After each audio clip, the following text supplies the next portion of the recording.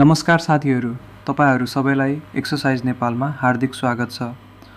आजको भिडियोमा हामी कक्षा 9 विज्ञान एकाइ 1 वैज्ञानिक अध्ययनको अभ्यास 1 र अभ्यास 2 का सबै प्रश्नहरूको उत्तर सरल भाषामा हेर्नेछौँ।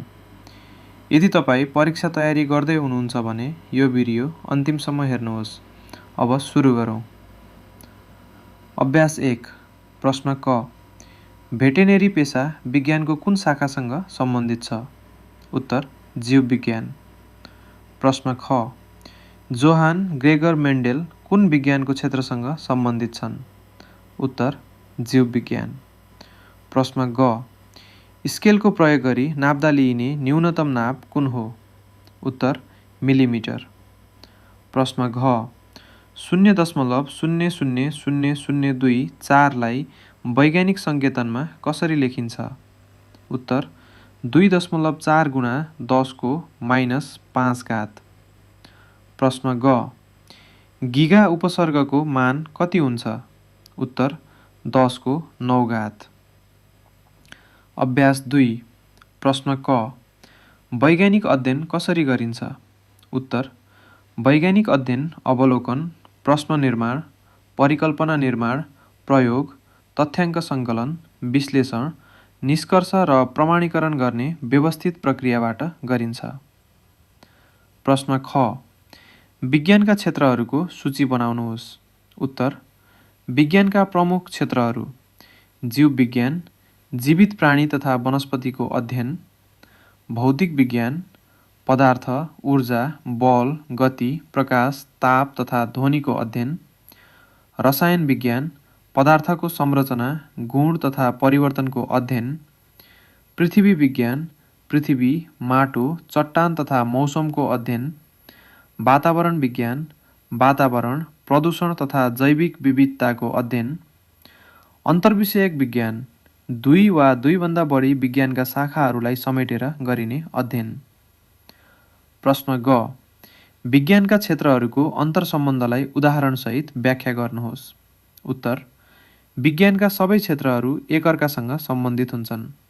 उदाहरणका लागि औषधि निर्माण गर्दा जीव विज्ञान, रसायन विज्ञान र भौतिक विज्ञान तिनैको ज्ञान आवश्यक पर्छ। प्रश्न घ वैज्ञानिक पद्धतिमा प्रयोगको कस्तो महत्त्व हुन्छ? उदाहरणसहित व्याख्या गर्नुहोस्। उत्तर प्रयोगले परिकल्पना सही वा गलत भएको प्रमाणित गर्न मद्दत गर्छ र सही निष्कर्ष निकाल्न सहयोग गर्छ। उदाहरण नयाँ औषधि प्रयोगशालामा परीक्षण गरेपछि मात्र प्रयोग गरिन्छ। प्रश्न ग विज्ञानको प्रयोगात्मक कार्य गर्दा अपनाउनु पर्ने सुरक्षा उपायहरूको सूची बनाउनुहोस्।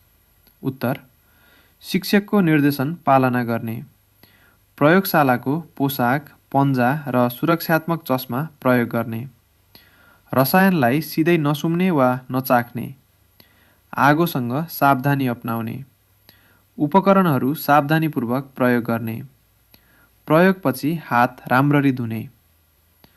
प्रश्न च वैज्ञानिक सङ्केतनको परिभाषा लेख्नुहोस्। उत्तर धेरै ठुलो वा धेरै सानो सङ्ख्यालाई अ गुणा 10 को घात को रूपमा लेख्ने विधिलाई वैज्ञानिक सङ्केतन भनिन्छ। प्रश्न छ वैज्ञानिक सङ्केतन व्यक्त गर्दा कुन कुन कुरामा ध्यान दिनुपर्छ? उत्तर गुणाङ्क 1 वा सोभन्दा ठुलो र 10 भन्दा सानो हुनुपर्छ। दशमलव 1 पटक मात्र सार्नुपर्छ। दशमलव बायाँ सार्दा घात धनात्मक हुन्छ। दशमलव दायाँ सार्दा घात ऋणात्मक हुन्छ। प्रश्न ज मेट्रिक उपसर्ग किन आवश्यक हुन्छ? उदाहरणसहित व्याख्या गर्नुहोस्। उत्तर धेरै ठुलो वा धेरै सानो परिमाणलाई छोटकरीमा लेख्न मेट्रिक उपसर्ग आवश्यक हुन्छ। उदाहरण 1000 मिटर बराबर 1 किलोमिटर, 0.001 मिटर बराबर 1 मिलिमिटर। प्रश्न झ न्यूनतम नाप भनेको के हो? उत्तर कुनै पनि मापन उपकरणले मापन गर्न सक्ने सबैभन्दा सानो मानलाई न्यूनतम नाप भनिन्छ। प्रश्न न्य दिइएका सङ्ख्यालाई वैज्ञानिक सङ्केतनमा व्यक्त गर्नुहोस्। उत्तर 1,23,000 बराबर 1.0 23 गुणा 10 को घात 6.000042 बराबर 4.2 गुणा 10 को घात माइनस 4.00000001 बराबर 1 गुणा 10 को घात माइनस 8 करोड बराबर 3 गुणा 10 को घात 8। यदि भिडियो उपयोगी लाग्यो भने लाइक गर्नुहोस्, एक्सर्साइज नेपाललाई सब्स्क्राइब गर्नुहोस् र साथीहरूसँग सेयर गर्न नबिर्सनुहोस्। कुनै प्रश्न भए कमेन्टमा लेख्नुहोस्। धन्यवाद। अर्को भिडियोमा फेरि भेटौँला।